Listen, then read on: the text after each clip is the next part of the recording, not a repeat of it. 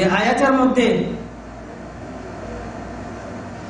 বলে দিলেন, ঘোষণা করে দিলেন যে আল্লাহ রাব্বুল আলামিনের যে ঘরগুলো রয়েছে সেগুলোতে আল্লাহ রাব্বুল আলামিনের শুধু নাম, আল্লাহ রাব্বুল আলামিনের শুধু পবিত্রতা, আল্লাহ রাব্বুল আলামিনের শুধু ইবাদত করা যাবে। সেই ঘরের মধ্যে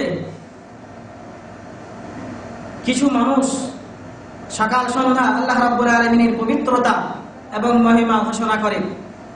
তারা এমন মানুষ, রিজালুল লা তুলহিহিম তিজারাতুন ওয়ালা বাইউন আন যিকরিল্লাহ, তারা এমন মানুষ যে তাদের ব্যবসা বাণিজ্য, তাদের ক্রয় বিক্রয় আল্লাহ রাব্বুল আলামিনের জিকির থেকে, আল্লাহ রাব্বুল আলামিনের ইবাদত থেকে, আল্লাহ রাব্বুল আলামিনের জন্য নামাজ আদায় করা থেকে এবং আল্লাহর ওয়াস্তে, আল্লাহর উদ্দেশ্যে যাকাত প্রদান করা থেকে তাদেরকে বিরত রাখে না।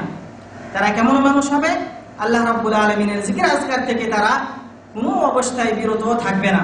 তারা হোক না সে কাজ করবে, তারা হোক না সে ব্যবসা বাণিজ্যে, তারা হোক না সে অফিসে, কিংবা তারা হোক না কেন কোনো জায়গায়, কিন্তু তাদেরকে আল্লাহ রাব্বুল আলামিনের জিকির থেকে কোনো সময় এই ব্যস্ততা তাদেরকে বিরত রাখে না। এখানে আল্লাহ রাব্বুল আলামিন আল্লাহর জিকিরের কথা সর্বপ্রথম বললেন নামাজের পূর্বে। কারণ নামাজ আমাদের কয় টাইম?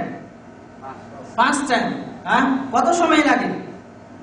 10 মিনিট করে যদি আমি করি তো 50 মিনিট সময় লাগে।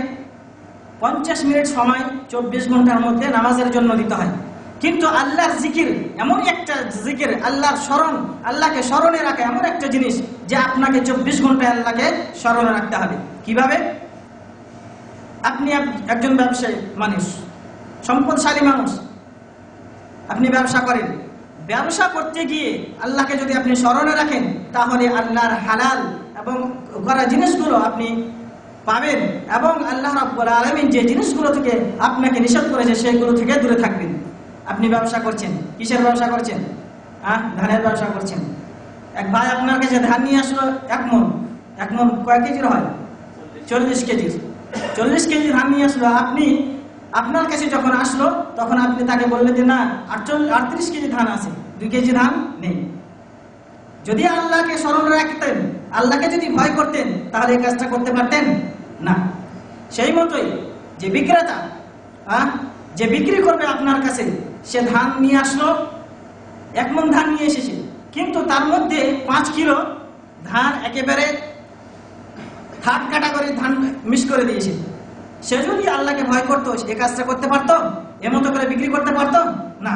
সেই জন্য আল্লাহ রাব্বুল আলামিন এখানে আল্লাহর জিকিরকে, আল্লাহকে স্মরণে রাখার কথা সর্বপ্রথম বললেন। যদি আল্লাহকে আপনি স্মরণে রাখেন, তাহলে যে কোনো জায়গায়, যে কোনো মুহূর্তে আপনি খারাপ কাজ করতে পারেন না, হারাম উপার্জন করতে পারেন না। উদাহরণস্বরূপ, আমরা ডিউটিতে যাই না? ডিউটি করা আমাদের জন্য, আমরা যেহেতু কোম্পানির কাছ থেকে পয়সা নিই, সেহেতু ডিউটি করা আমাদের কি? ওয়াজিব। আমাদের জন্য ডিউটিটা হচ্ছে ওয়াজিব।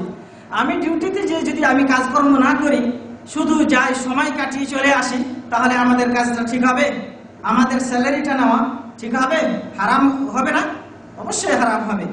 সেই জন্য যদি আমি আল্লাহকে ভয় করি, তাহলে আমরা এই ধরনের ডিউটিগুলো ভালোভাবে, যেই মতো কোম্পানি আমাদের কাছ থেকে চাই সে মতো আমরা করব।